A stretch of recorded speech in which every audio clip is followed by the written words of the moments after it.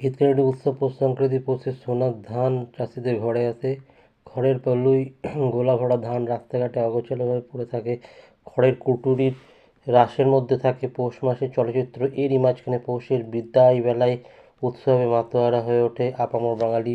পৌষ মাসের শেষ 4 দিন চলে এই উৎসব। এ মাসের শেষ দিনে সংক্রান্তি উৎসব পালিত হয় মহা সমারোহে। এই দিনটি লক্ষ্য করে মাত্র 15 দিন আগে থেকেই প্রস্তুতি পর্ব শুরু হয়ে যেত। কয়েক বছর আগে পর্যন্ত বাড়ির গৃহিণীরা 15-20 দিন আগে থেকেই শুরু করে দিতেন ঢেঁকিতে চাল গুঁড়ো করা। যাদের বাড়িতে ঢেঁকি থাকতো তারা ঢেঁকিতে চাল কুটতেন। অনেক সময় কেউ কেউ ঢেঁকিতে চাল কুটতে গিয়ে হাতে হাওয়া লাগাতে পেতেন। পৌষ সংক্রান্তির উপলক্ষে কৃষি পরিবারগুলিতে পালিত হয় একটি শস্য তবে এই উৎসব থেকে ক্ষেতের ফাঁকা ধান ঘরে তোলা